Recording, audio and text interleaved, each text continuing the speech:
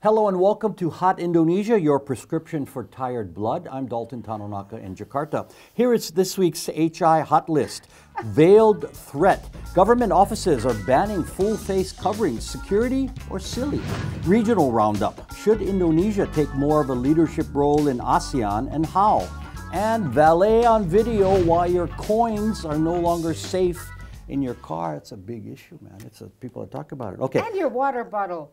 Yes, well, we'll get to that. Let me introduce you now to our co-hosts, Sandrina Malakiano, former TV news anchor and now political marketing consultant and advocate for education on cervical cancer. You still do that, Yes, right? I still do Very that. good. And Santiago Uno, former vice governor of Jakarta, recent vice presidential candidate and native of Riau, born in Pekanbaru. I didn't know that. Okay, hot topic number 1, veiled threat. It is a response to the recent stabbing of the security minister, say officials, the banning of full-faced niqab from at least one government ministry. Chayo Kumolo said all staff must respect the dress code while in his offices and they can wear whatever when they're outside of it. Human rights activists say it violates civil rights. Now, the religious affairs minister also said that he was considering banning the burqa in government offices, but then he said that wouldn't happen. You know, actually, I'm not sure how many this would really affect. You don't see too many people wearing it here in Indonesia, but so what's the growing beef? in numbers. It is, and usually they do not appear in public places.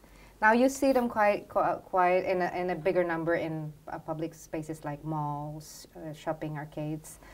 But returning to that issue, is it okay for you for them to ban it no. while at work? No, it should. It's part of civil rights. It's part of everybody has the right to choose how they express themselves and the way they choose their attires, how they would like to dress. People have the right to dress wearing sexy costumes, and the other way around, of course. But as long as that freedom does not violate other people's freedom and does not create further problems. In terms of niqab, or chadar, we call it here. It's part of a belief. Even in Islam, there are different beliefs. Sure. The religious issue, no one's denying that, but they're saying the stabbing of security chief Redanto was one of the reasons, but the person who stabbed him, accused of stabbing him, was a man, and he wasn't wearing this, so I think it's an overreaction. His wife was wearing it, but that's not the issue. I mean, the wife was wearing it? Yes. And they were both involved in the stabbing, but the one who stabbed Wiranto was the husband. Family wear this. Yeah. Wear chadar also. True. But if the reason behind the banning of this niqab is like, it was said, oh, you have a niqab here. I didn't see that. Yeah. It's the full face cover. For those not familiar, just the eyes visible. Yeah. Mock-up. Yeah. Okay. The reason why it's going to be banned is because it's feared it would lead to further radicalism. And that's unfair because people who wear this are being unfairly branded as the correlation? Radical Muslims. What's the correlation? Exactly, right. You can't prove the correlation between what you wear and what your beliefs are. Now, private companies can do what they want, right? Because they're not taxpayer funded. That happened to me. If an employee objects, they don't have to work there. And in your case, real briefly, go back 10 years, 12 years. You were told that at a TV station, I wasn't allowed to a local air. TV station because now it's a national TV station. Yeah, I mean, but domestic. Yes, international in Indonesia. Because you started wearing the veil, the hijab. A hijab that you couldn't be on the air and you had to leave. No, I decided to leave. Okay. I was banned from airing. So you could have worked there as a producer or off camera, but that's not what you do. That's not my passion was not there. And for me, it's a prerogative right of the owner of a private company. Yeah. But if we're talking about the government, like the government departments, where people are being paid by taxpayers' money. So, I would like to know why he's laughing. No, because I got into trouble because of this. I used to work for the government not too long ago. I remember that. And they have governor's decree stating what you should wear to office. So for a woman and a guy, it's always the same color scheme. like brown on Monday and Tuesday, and in Jakarta on Wednesday we have white, and Thursday we have batik, and then Friday we have the traditional dress. Now, I wore sneakers to wherever I go. Comfortable, and you're a and runner? Comfortable, Yeah. and I don't wear belts because I don't wear belts from the longest days. Saves you time at the airport. Yeah, and they said that I violated. And Really? it was Who said that? Who would say that to the vice governor? There was a lot of, because there's the governor's decree and you are not in compliance to the way that we should dress. You So- have you to guys. wear a certain kind of shoes. Yeah, and it It's has to be. written. It's written. It has to be black. It cannot be sneakers. It has to be leather, and it has to have all black. Okay, but these are not religious based. No, yeah, It but is. this is the context that we're talking about. This is the government officials trying to enforce what you should wear in the government premises. So, what Islam comes here through peaceful missions, and it comes through trades, and I think if you are mixing the two things together, I think you're not gonna achieve what you're gonna trying to have a result, which is like making sure that people are more tolerant and so on and so forth. It's basically, I guess, you should make sure promote tolerance, and the inequalities that fuel the radicalism is something that you have to address at the root of the issues. Economic agree. injustice, I agree. educations, not the way you dress. This is superficial. Economic, social, superficial. political injustice. Those are the roots. So it shouldn't be a symptomatic approach. Again, a And reaction to again, something. this is showing that you are just not putting the right priority. The priority is the economy, and make sure that people have a better way to handle their daily economic struggles. So Sandrina, you yourself would never wear a full face veil, but you defend the right to wear it wherever you want, yeah? Like also the hijab, the people wear it differently. I mean, I wear it like this, a bit tight on the neck. Some people say, that's not hijab. Hijab has to be flowing, loose, and very long. That's the Shari hijab, but Like our model This is here. not- I- that's That's another. a- It's another kind. Oh, okay. That's another kind. The rest of that was a long flowing black dress. which Yes, yeah. we call it gamis, like where they used to wear those. They had also other purposes for wearing something like this, of course, from the countries of origin. But what I believe is that, for me personally, I'm a Muslim. I was not born a Muslim, but I fell in love with Islam. But why I decided to wear the hijab is really personal. And it's not a declaration, it's not a statement in any form to show that I'm more Islam than others. So it's personal.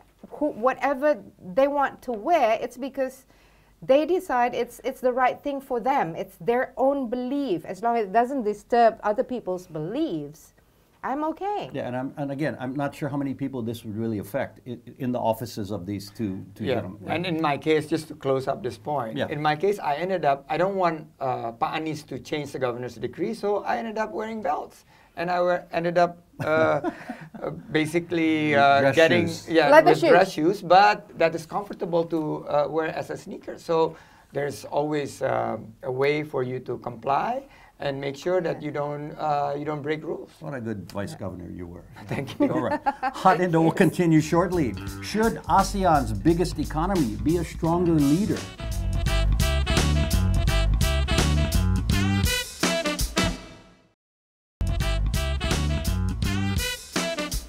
You're watching Hot Indonesia with Sandrina, Sandy, and me. Here's hot topic number 2, regional roundup. The 10 members of the Association of Southeast Asian Nations, ASEAN, gathered for the second time this year in Bangkok, November 2nd and 3rd. The group reaffirmed annual issues such as regional security, territorial rights, and being a nuclear-free zone.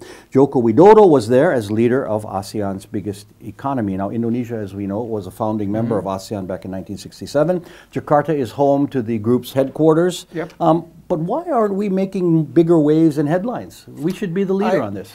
I think Suharto ended the Konfrontasi back in 1966, and then since then ASEAN was founded based on social, political, but really the one, I guess, principle that they are holding is the non-interference. They don't interfere in other countries, they don't meddle into other countries' affairs. But I think ASEAN could be much stronger cohesions, and Indonesia, call a spade, have not been there in the past, in particular in the past 5 years. So yes. I'm seeing that this is the time, the second term of President Jokowi, that we should step up to the plate and make sure that this is not just going to be the economic and social powerhouse, but this is a region that still showing some sign of growth in terms of the economy and importance in this whole geopolitical, I guess, landscape. Yeah, I think you're right. As the leader in size and economy, Indonesia could be out front more on global issues. One, Jokowi is not an international kind of guy. Yes. His English is limited. But could it be that there's simply too much to deal with internally, that they're taking care of business at home before they look outward? No, actually, or could there be a bigger... We shouldn't dismiss the fact that since the formation of ASEAN 52 years ago, if I'm not mistaken, right. Indonesia has been quite dominant until recently. Yep. So we have, I think, briefly discussed about this in our previous episode, that we're lacking international strength and leadership. And that should be improved, of course. And we cannot only depend on the size of our country. It's huge. It's one of the biggest archipelago, and we have the a very huge number of population. But we should offer more. We should look at ourselves now. We have such a huge potential, and everybody in this country... We've been saying that for 20 years, yes, potential. Everybody in this country has to realize and take part, because like in a soccer match, we are the players, we are not the spectators. We should bring this huge country into success. And in the international world, say maybe ASEAN first for a smaller regional scope, they should see that Indonesia can offer solutions and in facing or overcoming today's problems. Who should see? The other countries? ASEAN, the other countries. But they're not Not the other way around. Indonesia should step up and show the other countries that, hey, we can be the solution. Indonesia will offer you a lot of solutions. I think it depends on the leader, on the person, because it's there. You could do it. For instance, take one small example, forest fires. It's a regional problem, but they are not happy. ASEAN has been here for 50 years. There are other countries not happy, but it's always pointing fingers. Malaysian leaders said that, well, we offer, Indonesia doesn't want to take it. But with ASEAN, we should be able to solve this type of difficulty in working together. Why do we have to have forest fires and annual haze every year? This could be prevented if we have stronger ASEAN, and Indonesia should be able to lead. Yeah. And to lead, it's hard to lead when you're guilty of doing most of the burning. Yeah, but we said that this is a problem that we're facing. Yeah. We're open for solutions, and let's work together. What they say about ASEAN is NATO. No action, talk only. Not like NATO, which is the other group in Europe. Yeah. So it's more things should be done. There's only about 10 countries in ASEAN, but say to take a firm gesture or do something towards the human rights violations in Rohingya, for example. Right. In Myanmar, on the border. There has been non-interference. No sanction, no nothing. Okay. No meddling of internal affairs. Let's go a bit wider. Say the United Nations. For 5 years, the president has never been there and represented Indonesia. That's a good point. We have an amazing lady, Ibu Retno Marsudi. Oh, yeah. She's pulling weight. So great. I mean, I do believe in her, and she has the capability to bring Indonesia's name, to make Indonesia big And she was retained for a second. Yes, second and she term. has a great team. Our ambassador in New York, also, we are now member of the Security Council of the United Nations again, which is good, of course. We can give that credit also to Pa Jokowi, but aside from that, so much more needs to be done. Yeah, leadership from the top. Now, these summits which we just had, they're nice. They serve a purpose in getting the leaders face to face. But you got to be more than ceremonial. I think Indonesia now, the question is, should we take more leadership? I think the answer is definitely yes. We should really step up, and I have to say, we are the biggest economy, the biggest country in terms of populations. We should provide leadership. And I think we have to be the big brother to tell the other 9 countries, let's work together. But it's the personality maybe of the leaders. Should we step up and take the lead? Of course. Of course. Yes, that's the answer. Okay, and he has a good team. Let's see if they do it going forward. Okay, more Hot Indo is ahead. Caught on video, a valet helping himself to your stuff. Oh, God.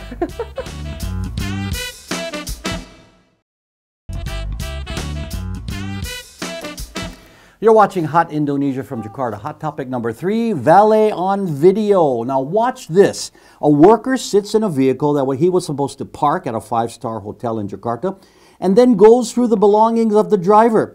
Now it looks like here he pocketed some of the things he found. He apparently didn't find the camera up above catching him in the act. I contacted the general manager of this hotel, a friend of mine, and he said it was an outside vendor and that the worker was identified. All the items and money was returned to the But for to the owner. surely he lost his job. Yeah, he was relieved. It makes you think, though, how often does this happen? He looked pretty comfortable sitting in that chair. I right? know, yeah. Well, actually, I had also quite a similar experience in one of Maybe the same guy. No, Oh, okay. different vendor. They do outsourcing usually for parking and for valet services. It happened in Jakarta, one of the big malls, and we usually just leave some paper money folded there, not in the glove compartment, just there. And coins, of course. And coins, and just by chance we decided let's count the money that we were going to leave. Okay. And then when we got the car back, the money was missing. All of it. No, just part. Okay. Because maybe it would be too obvious to take, like that guy, he didn't take everything. It looked like he did, man. Like he had a vacuum cleaner in his No, pocket. but he was prepared because he had a special pouch to put the coins in. Now, I mean, look at the video we're looking at. I mean, he's very thorough. And he sat there. The time of the video was 3 minutes about. I mean, he didn't just jump in or jump yes, out, right? Indeed. But, actually, most people don't have that problem But do you here in have the Jakarta. video? I Yes, mean, do you wanna we're seeing just- it. And because most people have drivers here. But- so Yes. most people don't park their own cars. But in this case...